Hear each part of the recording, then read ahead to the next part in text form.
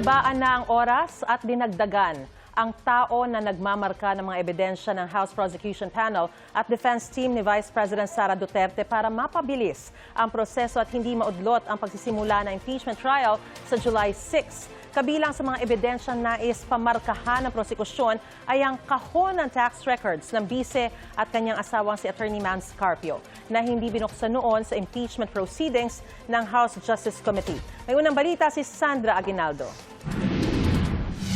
I just ask, when is the correct time to open the box? Naging sentro na ng argumento ng mga kongresista kung bubuksan ba o hindi ang kahong ito na naglalaman ng tax records ni Vice President Sara Duterte at kanyang mister na si Attorney Mans Carpio.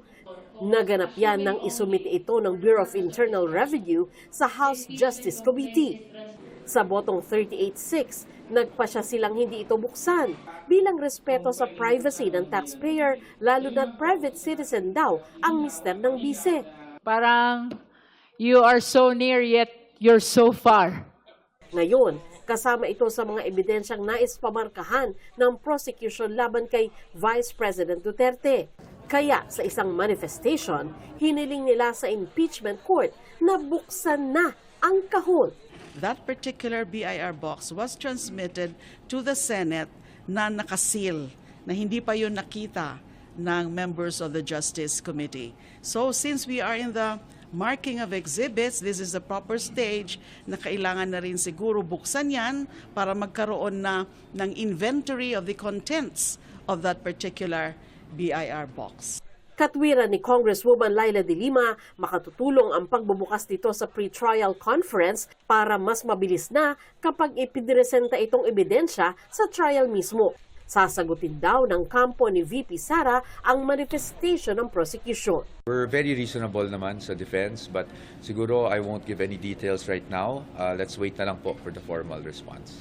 Ayon naman sa clerk of the impeachment court na si Attorney Renato Bantug, idudulog niya sa impeachment court ang usaping ito. It's something that I would need to discuss with the Senate President, and I'm sure he would also consult the other members of the Senate on how to best address that issue of that box. Kinatwiran din ng kampo ng bise na ang assets ni VP Sara na dapat talakayin ayon lamang sa panahong siya ay naging impeachable official o simula noong naging Vice President siya noong 2022. May Supreme Court decision na umano tungkol dito. Nasasaklaw lang po ng impeachable offense ay alleged offenses committed while the public officer is occupying an impeachable office, which is the Vice President noong 2022 to present. Kinontra naman ito ng prosecution. We have to be very clear that you cannot reach 88.5 million in 2024 without starting from a particular date, di ba? Which is why 2007 up until 2024 are relevant dates relating to the current net worth of the Vice President, which is specifically in issue on unexplained wealth. Para bubilis ang pagbabarka ng dokumento, nagdagdag ng marking teams ang impeachment court. Ginawa ring 9 a.m. hanggang 7 p.m. ang kanilang trabaho na dati ay hanggang 5 p.m. lamang. Ito ay para mahabol ang paglalabas ng pre-trial order sa Lunes o Martes at nang makapagsimula na ang paglilitis sa nakatakdang petsang July 6. There's no other date that is being discussed. It's still July 6. Kami sa prosecution, pinipilit ho talaga namin na matapos na itong marking of evidence. Kami rin naman, ayaw naming tumagal na ito. Gusto rin naman namin ng enough time para makapag-prepare na kami, look forward to trial itself. Sa ngayon, hindi pa tiyak kung sino ang uupang presiding officer ng impeachment court. Pero meron sa mayorya na nagsusulong kay Senador Cheese Escudero. Sinagot ito ni Escudero sa kanyang podcast. Pagpapasa niya ng impeachment court pag nagsimula kami sa July 6, kung ano man ang sinasabi ngayon, lahat yan puro haka-haka pa lamang. 5 lamang ang abogado kasi sa Senado eh.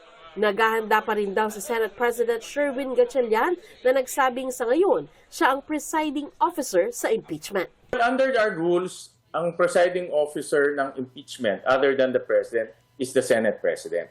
Opo. So tayo po ang tumatayong presiding officer ng impeachment. Pero doon din sa rules, kung tingin ng Senado ay dapat mag-appoint ng iba, pwede rin yung pag-usapan.